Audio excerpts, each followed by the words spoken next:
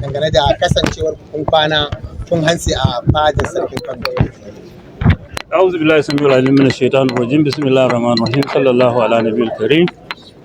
Zan kokarin haske dai shine kamar yadda na yi wa 'yan jarida jawabi ɗazu kamar awa 2 ko 3 da ta wuce. Har yanzu ga ma gidan mai martaba sarkin Kano, kuma abubuwan mamaki ne suke ta faruwa.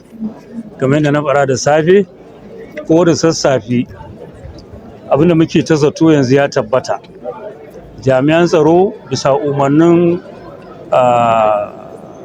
mai ba shugaban kasa shawara akan harkokin tsaro, National Security Advisor wato NSA, sun shigo da sun yi sumogar tsohon sarki Alhaji Aminu Ado Bayero zuwa Kano, kuma sun kai shi gidan sarki na Nasarawa.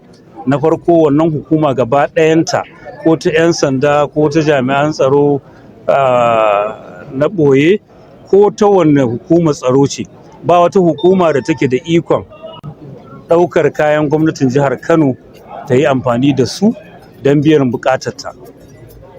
Na biyu, shi wanda suka kai gidan ya shiga kayan hukuma ba tare da izinin hukuma ba, ya aikata laifi, kuma babu shakka gwamnati za ta ɗau matakai na hukunci a kan wannan.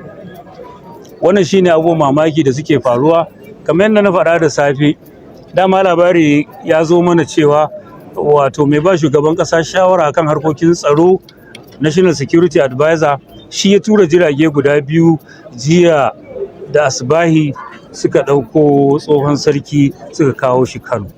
Ma'anar kawo tsohon sarki Kano shine abin da ba a taɓa yi ba a tarihi, saboda neman fitina da neman tashin hankali da assasa rashin zaman lafiya a jihar Kano. Aka kawo shi ya zauna, wato ga sarki mai ci, halattaccen sarkin Kano, Malam Sunusi Lamido Sunusi, Muhammadu Sunusi na 2 a gidan sarki. Su kuma sun yi nasu sarkin sun ajiye shi a gidan Nasarawa. To wannan abin da ake so shine sabbaba wa Kano rashin zaman lafiya da jawo Kano musifa da jawo Kano tashin hankali. A nan ne nake cewa gwamnatin jihar Kano ba za ta lamunci wannan ba, ba za mu lamunci wannan ba, kuma za mu ci gaba da yin duk abin da za mu iya yi cikin ikonmu wanda shari'a ta yarda da shi, mu tabbata cewa ba a ci zarafin Kano ba, ba a ci zarafin mutanen Kano ba, ba a tashi hankalin al'ummar jihar Kano babu gaira babu dalili ba. An yi maganar dokar nan tun ran da aka fara ta, tun Litinin, Talata, Laraba, Alhamis. Aka zo gwamna ya sa hannu, aka naɗa sarki, mai martaba sarki ya mana sallah ranar Juma'a, ya mana huɗuba, ya ja hankali a zauna lafiya. Babu abin da ya faru a Kano sai murna, sai nishaɗi, sai bukunkuna na farin ciki. Amma yanzu babu gaira ba dalili, wasu daga wani guri a tsugune suke son su sabbaba wa Kano bala'i, saboda ba a nan suke ba, saboda ba garinsu ba ne, saboda wata ajanda da ake da ita a ƙasa. Ana ganin har yanzu a Kano, har yanzu a arewa Kano tana harbawa. To sai an kawo wa Kano rikici, an kawo mana rikici dama a arewa maso yamma, ko ina ya kama wuta. Kano da Jigawa ne suka rage, ake ganin cewa tilas wannan ajandar ta rusa arewa sai an zo da ita, sai an kawo wannan fitinar Kano. Shi ne ake amfani da wannan gabar a tada hankali, a tada husuma, a jaza abin da Bakano da Bakano za su zo suna rigima, ana kashe-kashe, ana zubar da jini babu gaira babu dalili. Insha Allahu ta'ala ba za su ga wannan ba, kuma ina tabbatar muku cewa al'ummar jihar Kano za su tirje wa wannan zaluncin, za su tirje wa wannan rashin mutuncin. Za mu bijire wa duk wani yunkuri na taɓa mutuncin Kano da mutuncin al'ummar jihar Kano. Wannan masarauta sarkinta shine Muhammadu Sunusi Lamido Sunusi. Muna nan babu gudu babu ja da baya, ba a taɓa ba a Najeriya.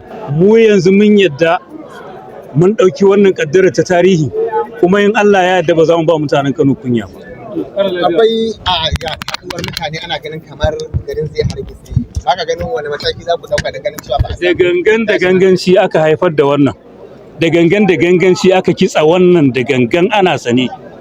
zaman mu muke lafiya cikin farin ciki da nishadi, mutane suna harkokin su ko ina, kasuwannin mu lafiya lau, makarantun mu lafiya lau, titunan mu lafiya lau.